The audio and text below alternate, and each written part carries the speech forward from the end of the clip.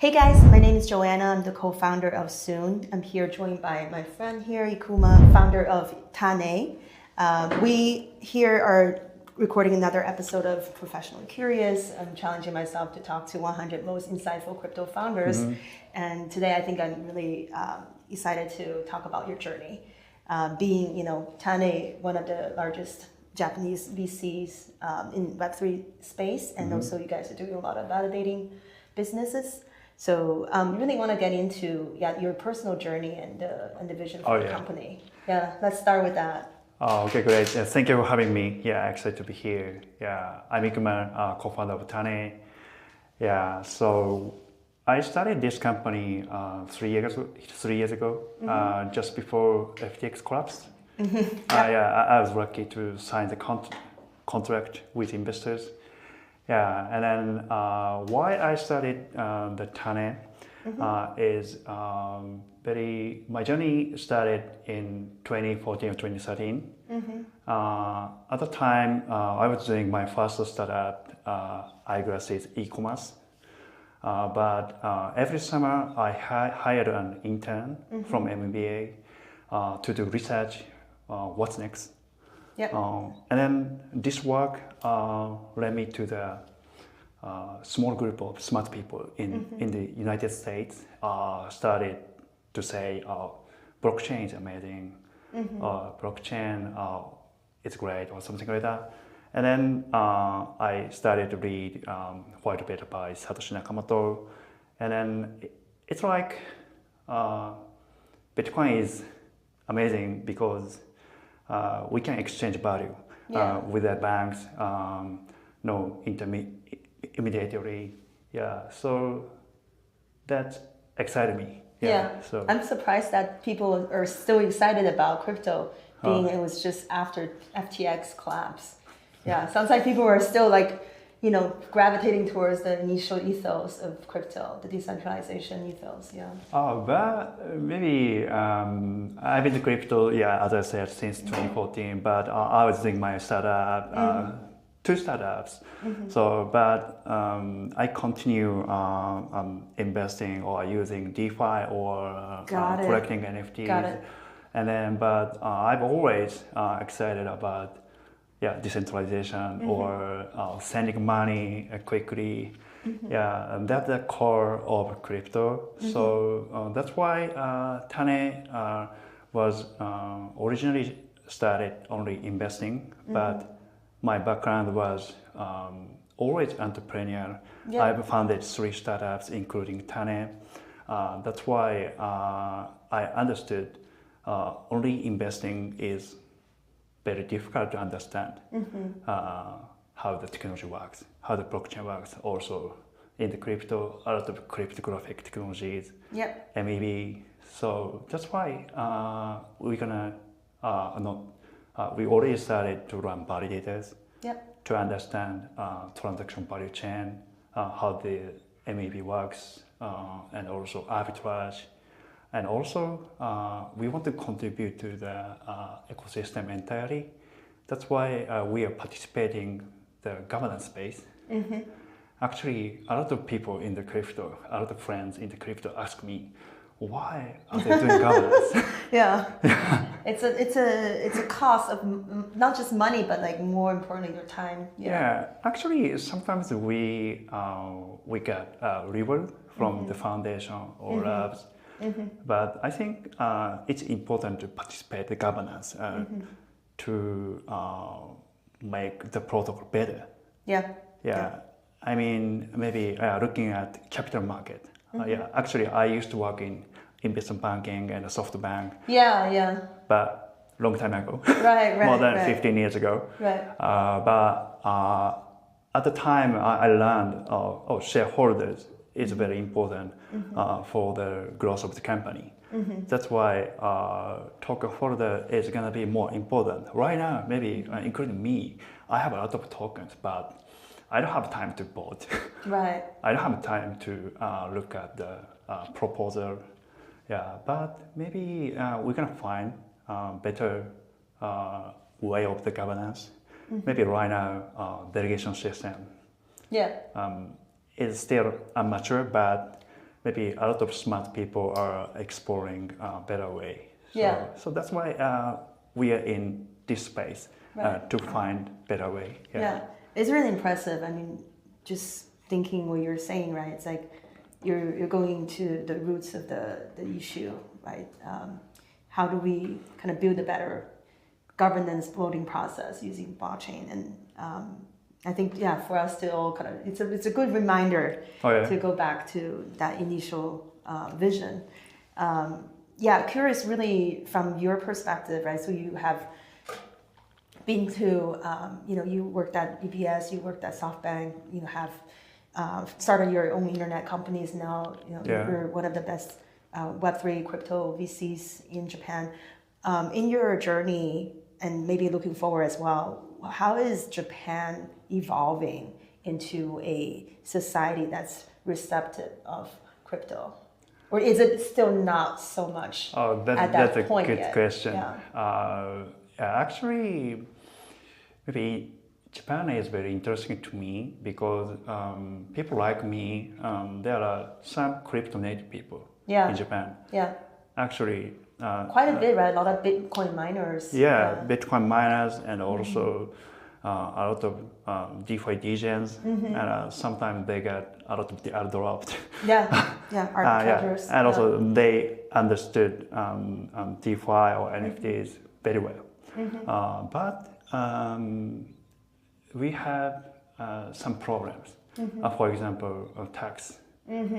Every swap in DeFi would be a taxable event. And also capital gain tax for crypto is up to 55%. Wow. Yeah. And also that is high. for the regulation, I know some politicians, some people are working hard to change the regulation more friendly, but right now, if you want to, for example, if you want to issue token, it takes time, very long time, maybe 1 or 2 years. And also maybe tax is also issue. So that's why serious entrepreneurs or investors, developers are moving to Singapore or Dubai. That's the current situation in Japan. Right. What about the general public's perception of crypto? It's getting better. Maybe 3 years ago, Luna Terror and FTX. So, or worse timing, maybe crypto is scammer. If I say to friends, I'm working on the crypto, he's scammer or something like that. But right now, maybe everyone is interested in stablecoin, and also the price went up in the last year after Trump won the election. The virus atmosphere in Japan is changing. Actually, a lot of enterprises are interested in doing something in the crypto, for example, issuing stablecoin, or building their own blockchain like Robinhood or other companies. Actually, Sony is already trying to build their own chain. Layer 2. So I heard some enterprises are considering, but it's still difficult because for financial companies, financial institutions, due to the strict FSA regulation, they cannot use DeFi. But maybe it will change after we have Clarity Act in here, and Japanese government will follow that. Interesting. I think definitely, as we talked before, right, the one big value add of Tané is you guys can help projects explore the Japanese market. Right? How do we expand into that region, and really just understanding of the entire the marketplace, right? Like where do we, basically where do we deploy the efforts towards, right, to better build the ecosystem there. So something that I know again we talked about, I really want to dig into is the validator role, right, in building the ecosystem locally. Having you guys already playing that validator role for the project, for the chain, for the infra, right? And at the same time, you already have the local like developer network, Yeah. right? So to bridge that gap, right, and being simultaneously very incentivized to do so, right? Given that your success is the network success. Yeah, give me some examples like you have done that type of local community build out. Okay, we have several cases, but let me share. We've been working with Celestial for maybe 1 or 2 years. You guys run the validator for Yeah, Celestia? we are running validators for Celestial. Got it. And also, we are helping them to build their dev community in Japan. For example, we are co-hosting the hackathon. Yeah. And then, actually, to be honest, maybe modular blockchain. Yep, it's still a new concept. It's still a new concept, but in the crypto, already old concept, but maybe,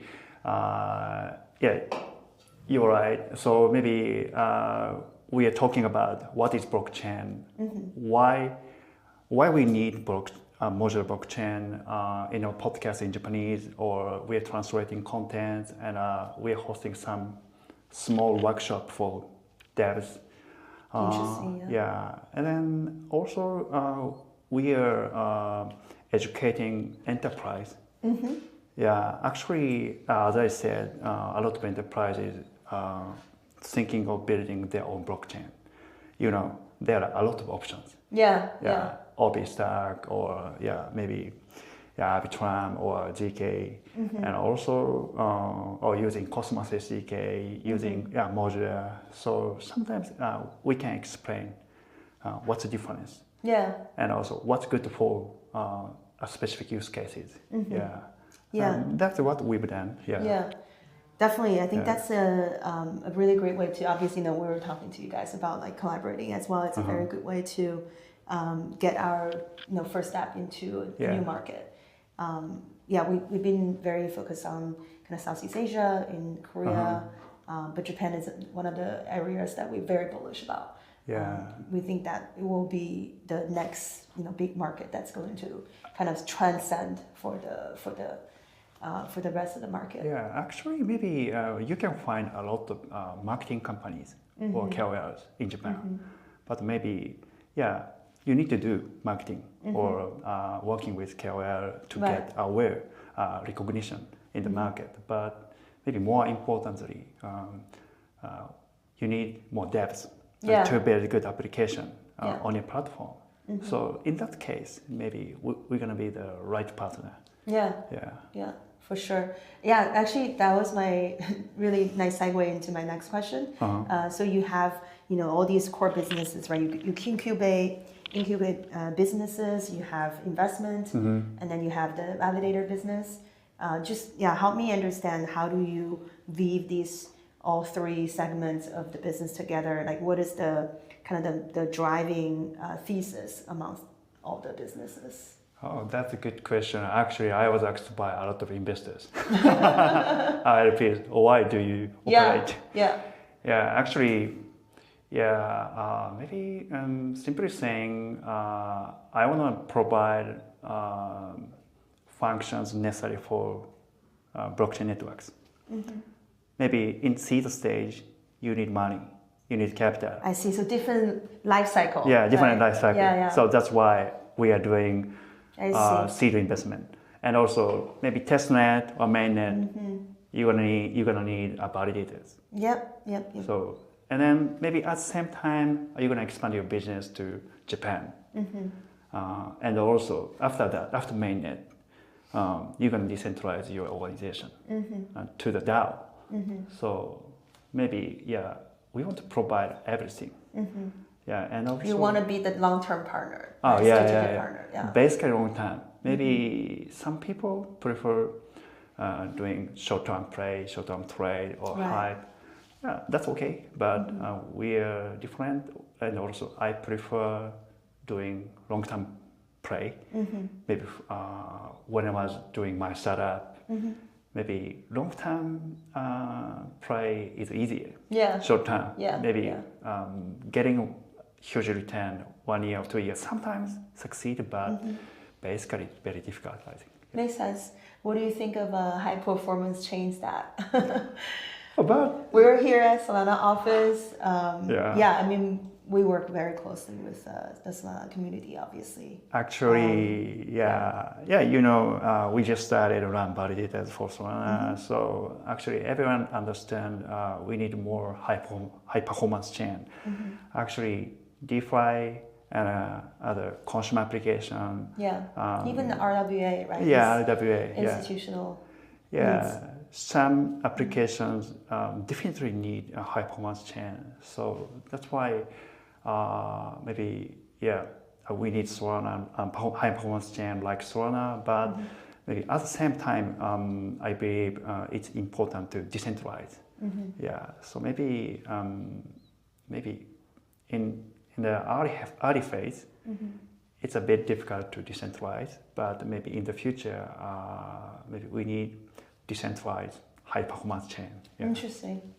Okay, so those are the two the driving kind of thesis, right? That high performance, therefore high user adoption, right? And then also decentralization. Those are the main. Actually criteria. recently new consensus algorithm in Solana, AlpenGlow.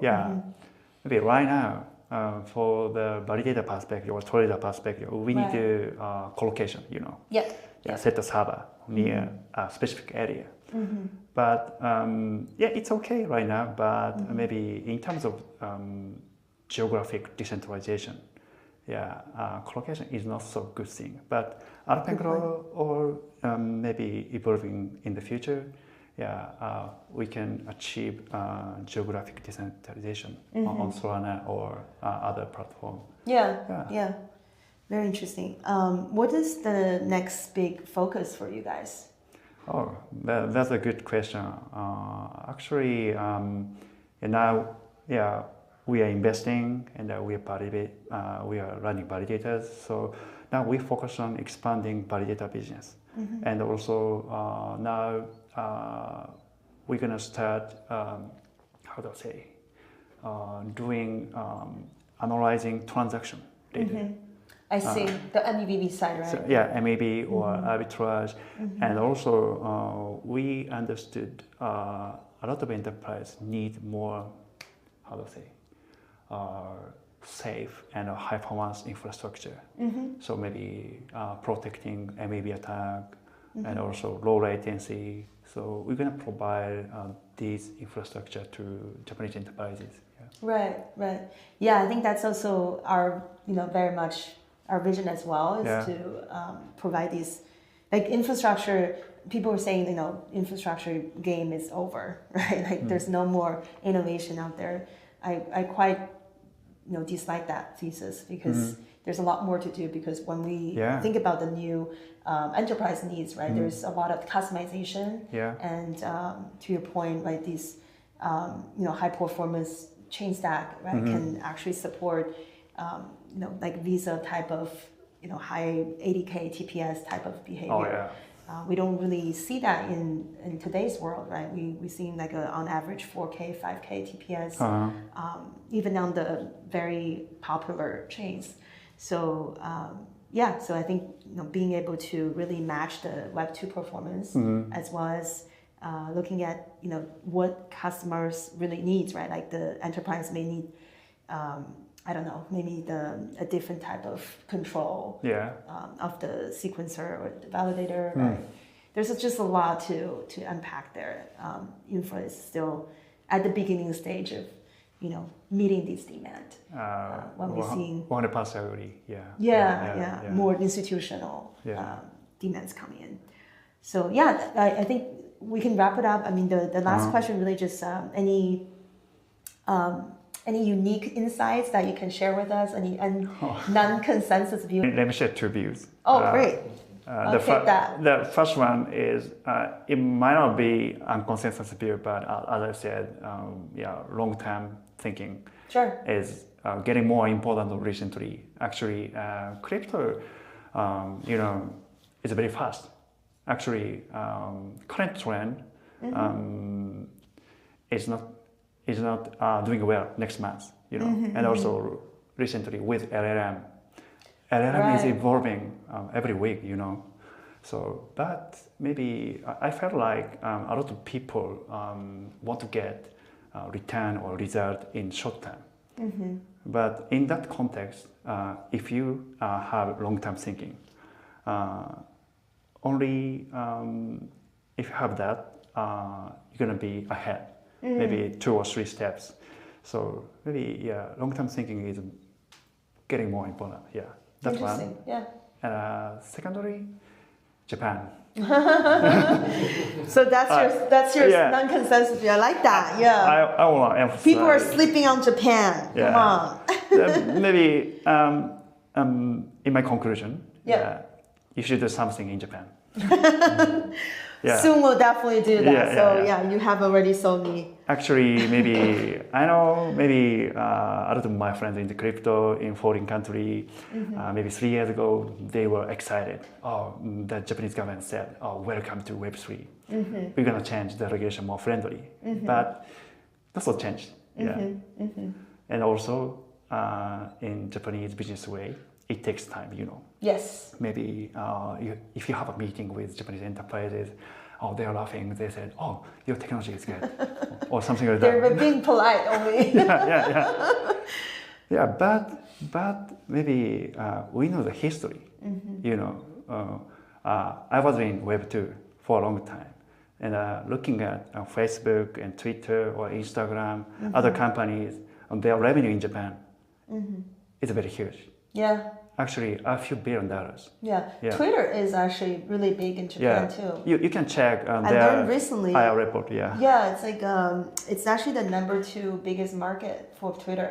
Right. No, just right after US. Yeah. So maybe People are very receptive to new technology. Right. Actually, I believe that Japan will be the second largest market next to US. Maybe Chinese market, it's difficult to enter for foreign projects. So, but it takes time to build relationship. Yeah. So, and also maybe we're gonna have Clarity Act in United States, and the Japanese government will follow that. But after that, you're gonna do something too late. Yeah.